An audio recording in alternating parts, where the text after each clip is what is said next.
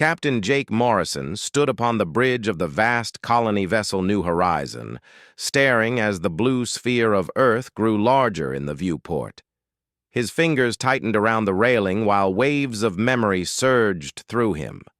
They weren't his own recollections, but the inherited memories carried for 500,000 years of exile. Memories of ancestors banished from this world by beings who saw humans as nothing more than savage animals. Lieutenant Commander Lisa Brooks studied, her console, eyes darting across the streams of data flowing before her. Numbers told her a story that made her pulse quicken. Earth remained, blue, alive, breathtaking, but changed. The planet radiated alien signatures everywhere. The Zaphiran Alliance hadn't only forced humans away, they had settled in, turning Earth into their own sanctuary. Lisa's gaze shifted toward Captain Morrison.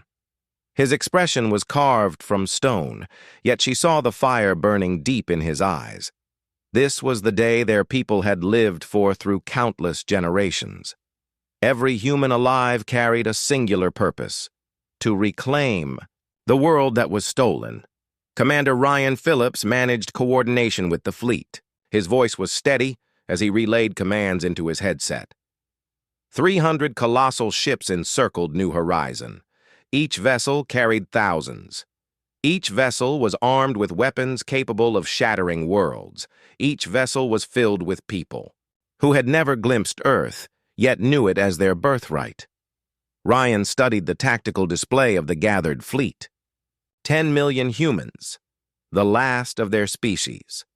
For 500,000 years, they had drifted through the void, fighting creatures that breathed toxins, surviving on worlds of crushing gravity, building cities within asteroids, harvesting energy from dying suns.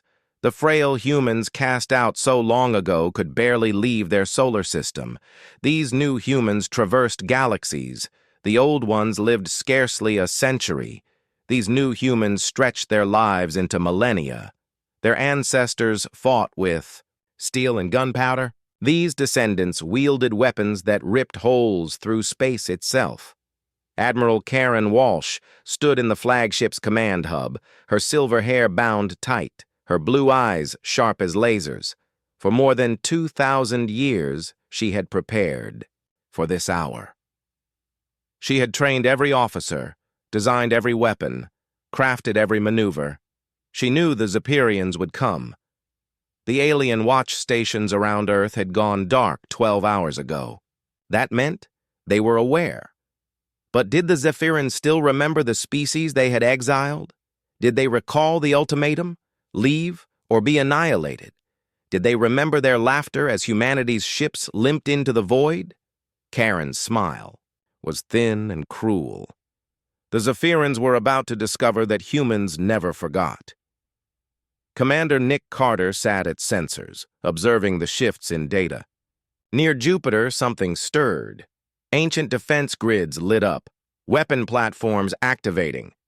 The aliens had forged a barrier to keep humanity out. But barriers could fall.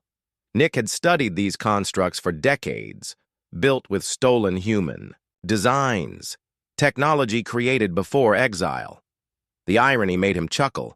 The Zaphirans would fight with human weapons, but they were 500,000 years out of date. Humanity's craft had advanced just a little since then.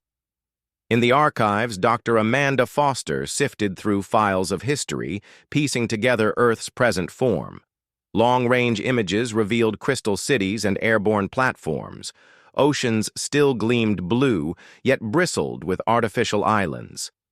Continents, green and vast, were threaded with silver roads stretching pole to pole. Amanda's stomach turned.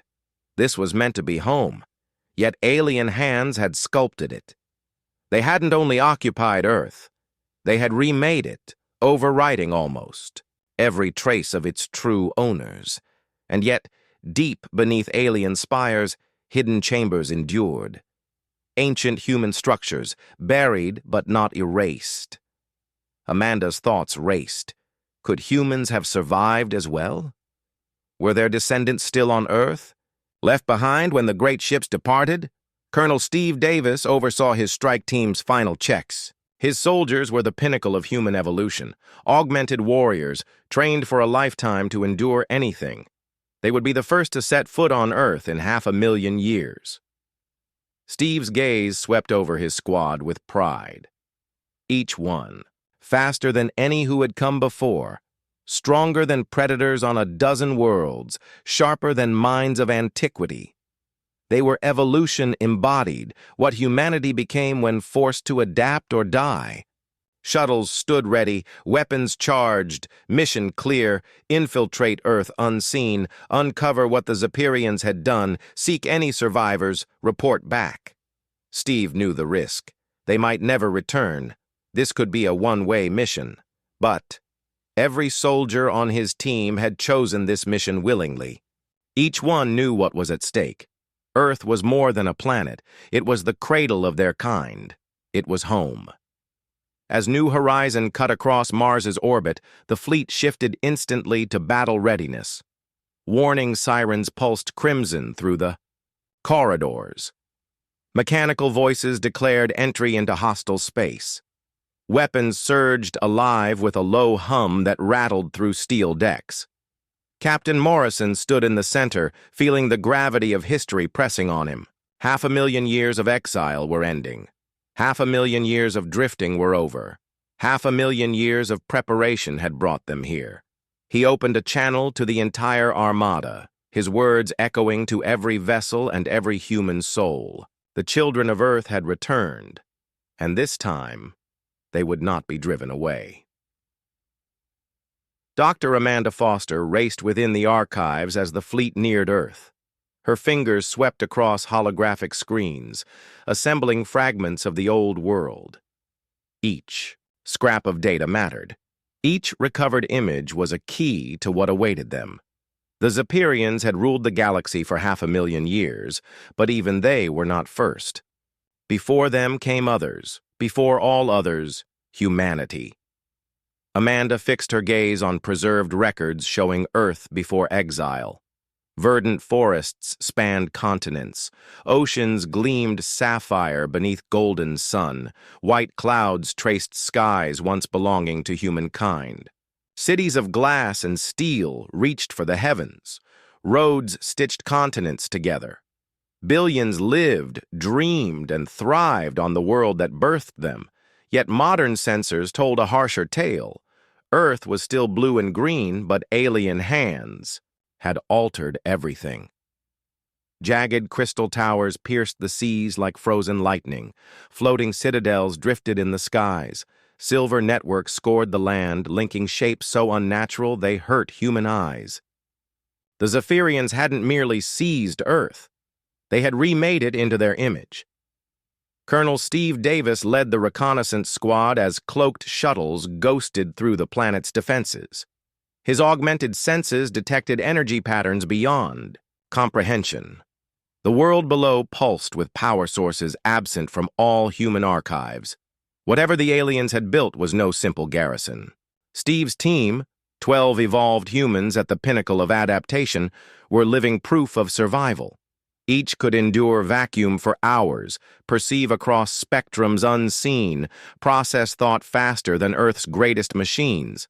They were no longer the frail race banished so long ago. The shuttles pierced alien-made atmospheric layers, technology dazzling yet enraging. This should have been humanity's legacy. These wonders should have been their triumphs. Instead, they stood as monuments to thieves. Major Helen Cross guided the lead shuttle toward ruins marked as New York City. The human metropolis was gone, yet something uncanny rose in its place. Colossal crystal towers sprouted like frozen trees. Luminous rivers coursed between them, weaving buildings into a lattice of light. Helen's breath faltered as sensors revealed the impossible. Buried beneath alien facades, shapes persisted, human shapes. The scanner aligned them with architectural archives of old Earth. Against all odds, fragments of New York had endured 500,000 years of alien rule. The Ya. The team set down their shuttles in what had once been Central Park. Now it was a garden of alien flora, glowing from within as if lit by their own hearts. The trees were glass-like corals stretching toward the sky.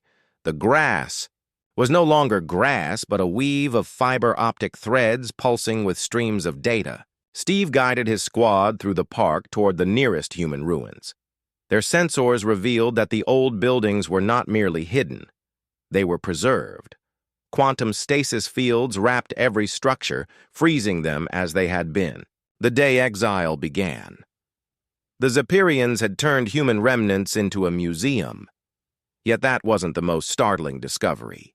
Approaching the ruins of the Empire State Building, Helen's sensors registered something that made her hands tremble.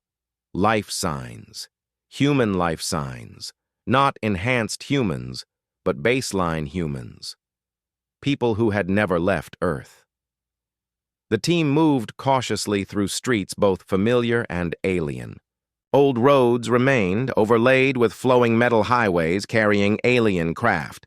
Old buildings endured, wrapped in ghostly energy fields. Humanity had been preserved, yet transformed into display pieces. Major Helen Cross led a smaller squad into Manhattan's underground tunnels. Her enhanced vision pierced the darkness as if it were daylight. The old subway system persisted, now converted into transport tubes ferrying alien citizens through rock at impossible speeds. But in abandoned sections, they found what changed everything. Humans. Real, breathing humans born on Earth, living in hidden chambers carved from stone. They wore simple garments, used rudimentary tools, and spoke in tongues nearly identical to ancient English. These were descendants of those left behind when the great ships departed. Helen's tears fell as she beheld them, small, fragile compared to the fleets. Rescuing brothers and sisters imprisoned for 500,000 years. It was ensuring the crimes against humanity would never repeat.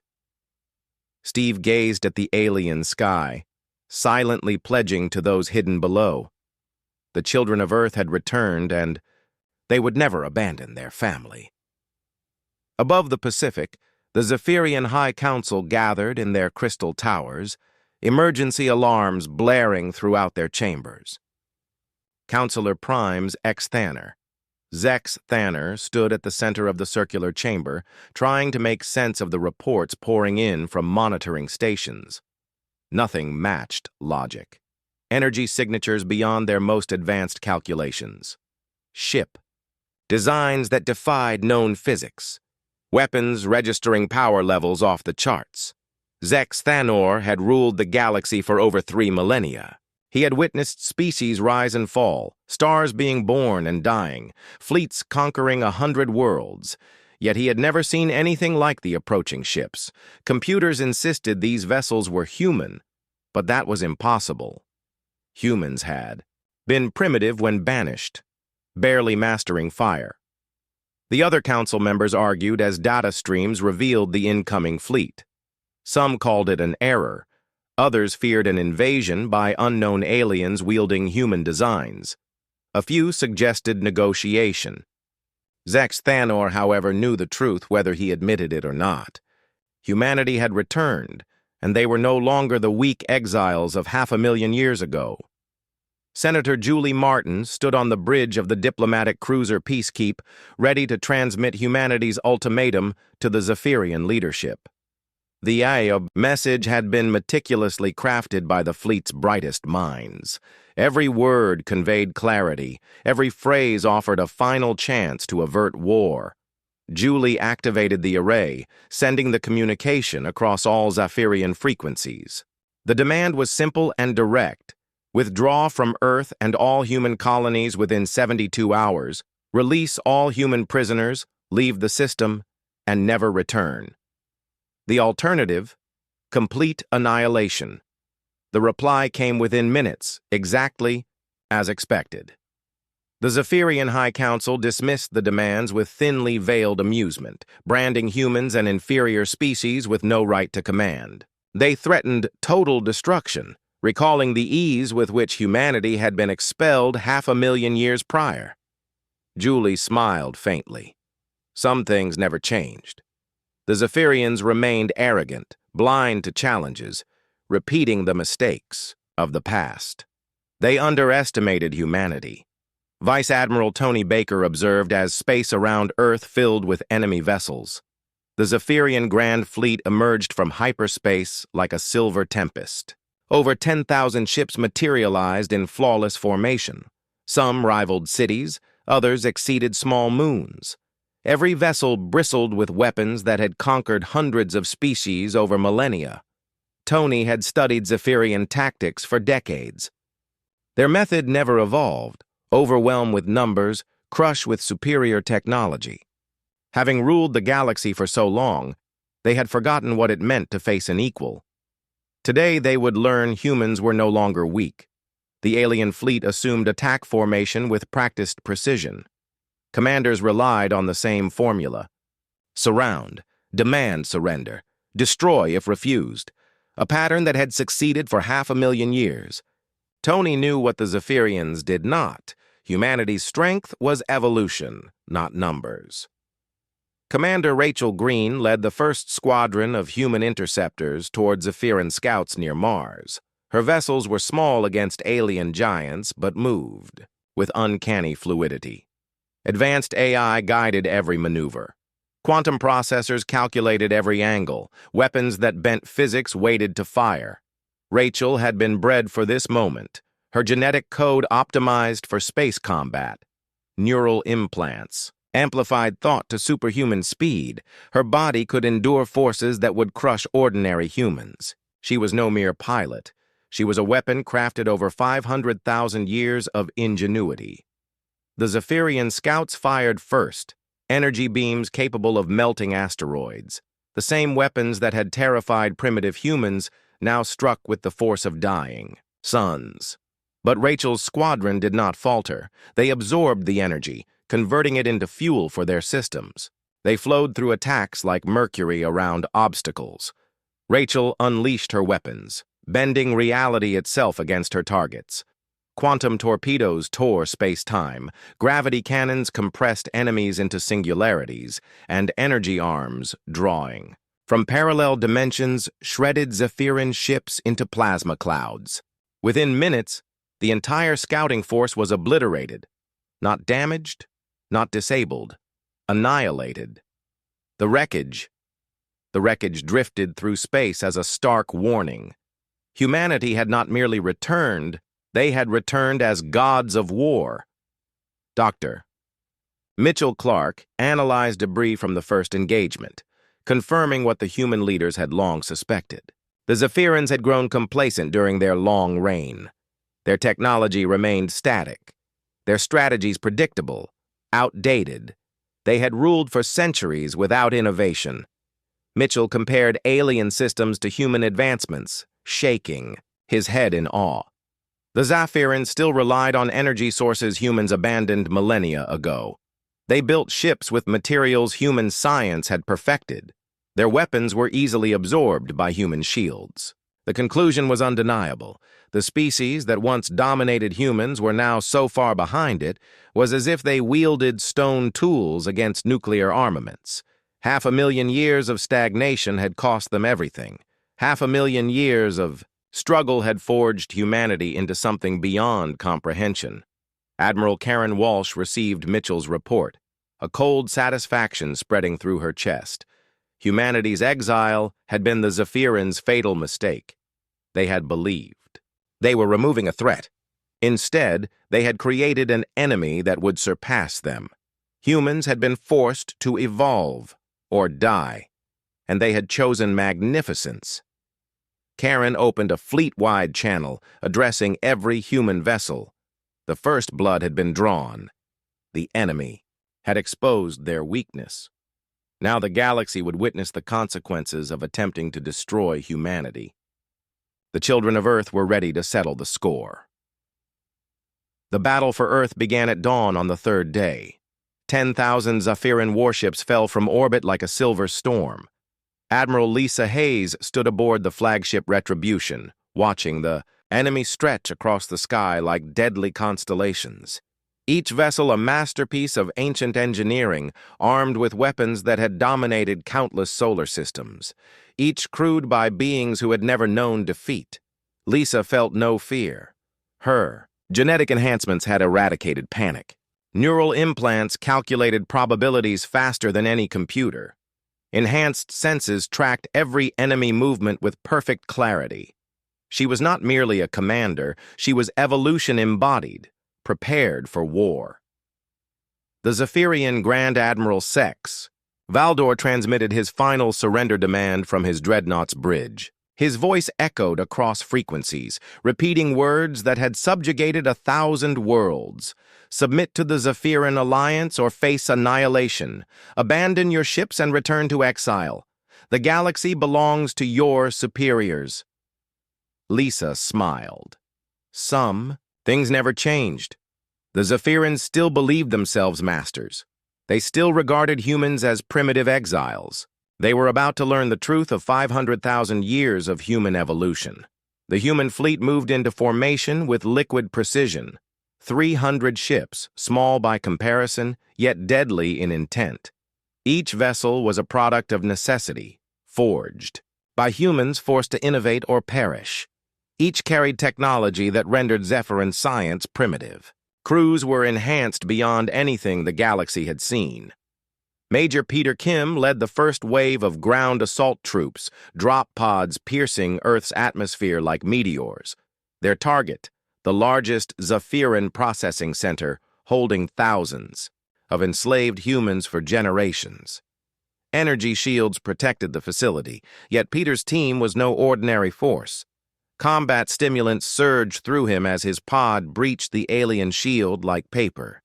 Enhanced physiology allowed impacts that would crush ordinary humans to be shrugged off. Quantum armor deflected energy weapons. Neural implants accelerated thought and reaction beyond any organic limit. Zephyrian guards had never faced an assault like this. The humans moved through. Peter's team moved through defensive positions like specters of lightning. Energy beams that could vaporize steel barely slowed them. Gravity traps designed to crush vehicles were crossed as if puddles. Sonic weapons capable of shattering bones were ignored entirely. Peter reached the central control hub, discovering 3 Zephyrian technicians attempting to trigger the facility's self-destruct. They intended to kill all enslaved humans rather than let them be freed. Peter's enhanced reflexes allowed him to neutralize them before completion. The humans would live to see freedom. Chief Engineer Sandy Turner worked feverishly to dismantle planetary control systems that had kept Earth's humans docile for millennia. Quantum suppression fields were interwoven with the planet's magnetic grid. Removing them without killing the population required precision beyond precedent. But Sandy had trained her life for this moment. Her team could think in 11 dimensions, manipulate matter at the quantum level, and wield tools capable of reshaping reality. They understood sciences beyond Zephyrian comprehension. In 6 hours, fields across the planet began failing. For the first time in 500,000 years, Earth-born humans could think freely. Memories resurfaced, minds awakened. They remembered who they were meant to be. Commander Bobby Lewis orchestrated the systematic dismantling of Zephyrian infrastructure. His teams moved like surgical instruments, excising a cancer. Each installation was targeted and destroyed, strongholds neutralized with minimal collateral damage. Liberation, not conquest, guided every action. Human life remained paramount.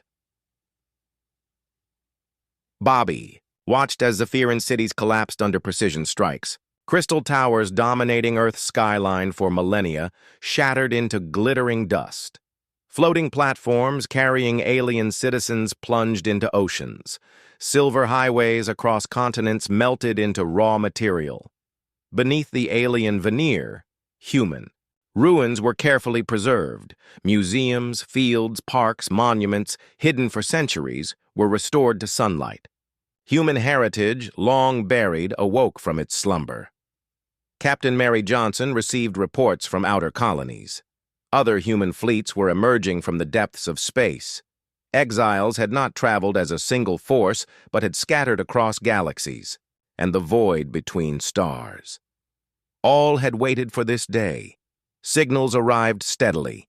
50 fleets, 100 fleets, 200. More appeared each hour, millennia-long journeys finally concluding. The Zephyrians were not facing one returning fleet. They faced the entire diaspora of humanity. The alien High Council realized their error too late. They had not merely exiled a species, they had forged an empire of refugees who, over 500,000 years, had become something beyond gods. The greatest mistake any conqueror could make, leaving their enemies alive. Above-Earth battle raged with ferocity that illuminated the void. Zephyrian ships that had never known defeat were shredded by incomprehensible weapons. Shields that had stood for millennia were penetrated from impossible angles. Veteran crews, conquerors of 100 species, died without understanding the source of their destruction. Admiral Lisa Hayes watched the enemy fleet fracture under human assault. Ships that had seemed indestructible minutes before now drifted as expanding clouds of debris. The silver storm had become a silver rain, wreckage falling toward Earth like lethal snow. The children of Earth had won their first battle in 500,000 years, but it was only the beginning. Across the galaxy, other civilizations observed, learning the Zephyrian alliance was not invincible. Other worlds prepared to cast off the chains of millennia. The age of Zephyrian dominance ended. The age of human liberation had begun. 3 months. After the Battle of Earth, the last Zephyrian stronghold fell to human forces on the far side of the galaxy. The alien empire that had dominated countless worlds for 500,000 years collapsed in weeks once humanity returned in force. Species enslaved for millennia rose in rebellion across 1,000 star systems. The galaxy that had known only Zephyrian dominance suddenly remembered freedom. President Elizabeth Murphy stood in the restored halls of what had once been the United Nations building in New York City. Preserved under alien crystal for 500,000 years, it now served as the seat of the new Human Colonial Federation. Representatives from the returning fleets and liberated Earth populations worked together to rebuild not just their world, but their entire civilization. Elizabeth gazed through the massive windows at the reborn city. Alien crystal towers were gone, replaced by human architecture. These were not replicas of ancient buildings. They combined the best of old Earth design with technology acquired during exile. Glass and steel reached skyward with elegance, reflecting memory and hope. Rebuilding was far from simple. Humans who returned from space were barely the same species as those who had remained on Earth. 500,000 years of separation created differences beyond culture. Space-born humans lived for thousands of years. Earth-born humans aged and died in mere decades. The enhanced could survive in vacuum. Baseline humans needed air to breathe. Dr. Frank Williams led the monumental task of helping the Earthborn reach their potential. Genetic therapy and neural enhancement unlocked abilities suppressed for generations. The reunion of the two human branches became the species' greatest strength rather than a point of division. Frank watched Earthborn children receive their first enhancement treatments in medical facilities that seemed miraculous to those who had lived underground for centuries. Within days, children could see perfectly in darkness. Within weeks, they processed information faster than any old world computer. Within months, they contributed to scientific projects that unenhanced minds could not fathom. Adults were more challenging. Decades of suppressed neural pathways could not be reversed instantly, yet even they were improved. Even they could reclaim the intelligence and capability that were their birthright. Even they could become what humans were meant to be. Admiral Connor Taylor oversaw the creation of new defensive networks across human space. Never again would humanity be caught unprepared. Never again would they flee their worlds. Technology that had sustained them through 500,000 years of exile now protected, reclaimed, and future settlements. Connor stood on the bridge of the orbital defense platform above Earth, watching construction ships assemble a ring of weapons around their home world. These were not primitive Zephyrian platforms. These were fortresses capable of annihilating entire fleets, guardians ensuring Earth's freedom forever. Similar defenses were erected around every liberated world. Former Zephyrian colonies were converted into human settlements. Alien populations that had been enslaved were given the choice to remain and collaborate or seek new homes elsewhere. Most chose to stay, having learned that humans were better neighbors than their former masters. Captain Ashley Howard surveyed the bustling spaceport built where Central Park once stood. Ships from across the galaxy arrived, carrying refugees. Arrived seeking new homes. Traders brought goods from 100 worlds. Former enemies came with offerings of peace and requests for alliance. Humanity had returned not as conquerors, but as liberators, and the galaxy responded with gratitude. Captain Ashley Howard observed former Zephyrian citizens walking through the port with human guides, exploring their new home. These aliens had abandoned their old empire to join the Human Federation. They brought knowledge of distant worlds and technologies that benefited all. They proved the future belonged to cooperation, not domination. The transformation extended far beyond Earth. Across human space, returning fleets shared knowledge acquired during exile. Barren worlds became garden paradises. Empty systems evolved into thriving trade routes. Technologies developed in isolation were combined to create wonders beyond imagination. Dr. Amanda Foster worked in the new archives, built to house the combined knowledge of all human civilization. Here, records of the exile fleets merged with Earth's preserved history. The stories of both human branches were woven into a single narrative. Past and future met to achieve something greater than either alone. Amanda read reports from exploration fleets mapping the galaxy with new eyes. They sought not worlds to conquer, but species to aid. They sought cooperation, not domination. They offered civilizations what the Zephyrians had never: choice.